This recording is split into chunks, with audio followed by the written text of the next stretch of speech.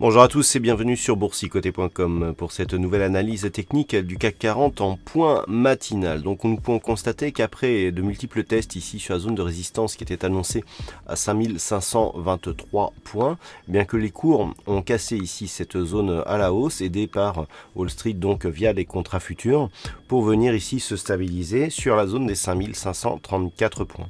Alors à l'ouverture ce matin, nous avons connu une petite phase de baisse avec une rupture ici de la dynamique haussière qui était en place, rupture donc des 5523, on est revenu ici sur la bande de Bollinger inférieure et actuellement on est en train de retester ici la zone des 5523 points. Donc pour l'instant on est toujours, malgré ici ce petit retournement très court terme, dans une dynamique haussière, où il faudra juste confirmer ici une éventuelle rupture haussière donc des 5523 sur le cash pour valider une possible poursuite du mouvement haussier.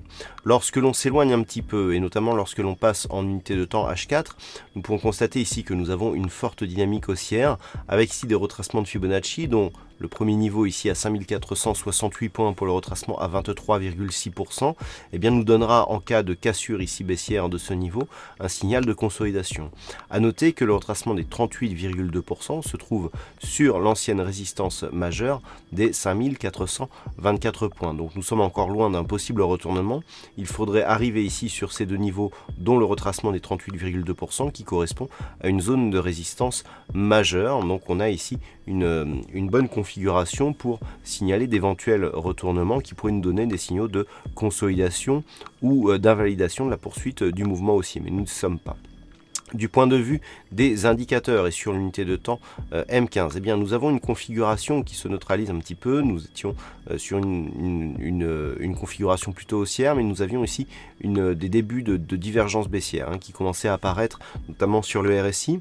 Donc là, on se neutralise sur cet indicateur. Le stochastique est venu ici sur la phase de consolidation sortir de sa zone de survente. Donc signal de rebond technique ici qui est en train d'être validé sur la bougie actuelle. Et puis nous avons aussi ce retournement sur le MACD qui irait dans le sens d'une confirmation de l'arrêt de cette phase de consolidation temporaire vers une poursuite du mouvement haussier. Donc tout cela reste à confirmer.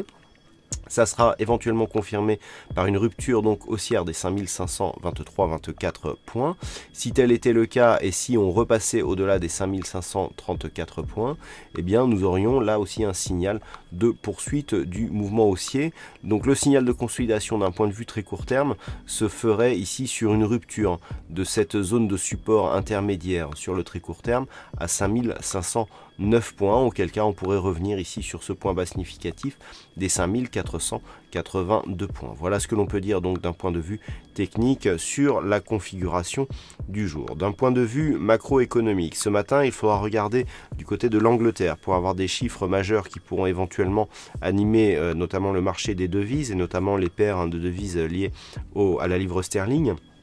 Donc nous aurons à 10h30 les chiffres de production manufacturière ainsi que les chiffres de balance commerciale donc de la Grande-Bretagne. Ensuite, il faudra attendre 14h30 avec des chiffres de moyenne, avec notamment les indices de prix à l'exportation pour les États-Unis et quelques chiffres de l'immobilier du côté du Canada. On aura un discours du président de la Fed de Chicago donc qui sera à 15h et puis à 16h30 nous aurons les chiffres de stock de pétrole brut donc qui viendront clôturer d'un point de vue macroéconomique cette journée. Voilà donc pour aujourd'hui, passez de bons trades et on se retrouve toute la journée pour d'autres analyses techniques toujours sur le site boursicoté.com.